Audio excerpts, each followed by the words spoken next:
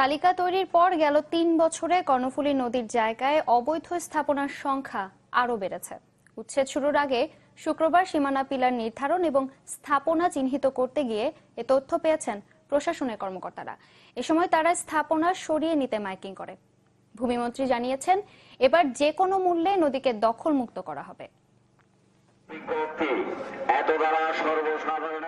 সোমবার থেকে উচ্ছেদ শুরু, তাই অবৈধ স্থাপনা সরিয়ে নেওয়ার জন্য কর্ণফুলীর পাড়ে শুক্রবার সকাল থেকেই মাইকিং করে প্রশাসন। আগামী ৩ দিনের মধ্যে নিজ নিজ উদ্যোগে অপসারণ করার জন্য মাইকিং ছাড়াও সীমানা পিলার নির্ধারণ এবং অবৈধ স্থাপনাগুলো চিহ্নিত করার কাজ চালায় প্রশাসনের একটি টিম।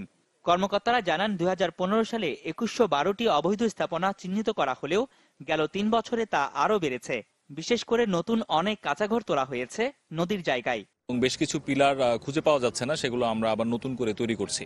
সেই নির্ধারণ করার মাধ্যমে আমরা আসলে চিহ্নিত করতে পারবো যে আমাদের কোন কোন স্থাপনাগুলো অবৈধ রয়েছে এবং সেগুলোতে আমরা লাল কালির মার্কিং দিয়ে দিচ্ছি এবং আমাদের বিভাগীয় তথ্য অফিসের মাধ্যমে আমরা মাইকিং করে তাদেরকে জানিয়ে দিচ্ছি তারা যাতে তাদের স্থাপনাসমূহ সরিয়ে নেয়।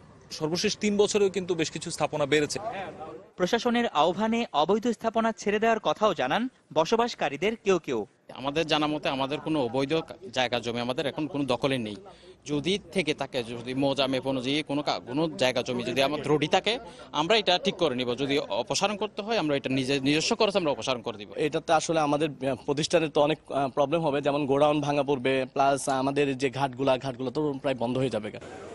এদিকে এবার উচ্ছেদ অভিযান শুরু হলে কোনোভাবেই বন্ধ হবে না জানিয়ে ভূমিমন্ত্রী বলেছেন, যে কোনো মূল্যে এই নদী অবৈধ দখলদার মুক্ত করা হবে।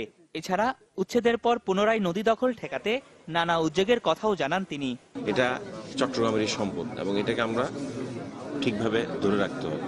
সুতরাং এই উচ্ছেদ আমি অলরেডি নির্দেশনা দিয়েছি এবং উচ্ছেদের কাজ এই ১-২ দিনের মধ্যেই কিন্তু শুরু হবে। আমরা উচ্ছেদ করবো, আবার এসে কেউ দখল করবে, এটা তো আমরা অ্যালাউ করবো না। আমরা সেই পরিকল্পনা আমাদের আছে। ২.৫ বছর আগে কর্ণফুলী নদীর অবৈধ স্থাপনা উচ্ছেদের নির্দেশ দেন উচ্চ আদালত, কিন্তু এতদিন তা আটকে ছিল অর্থ সংকটে। রনি দত্ত, চ্যানেল 24, চট্টগ্রাম।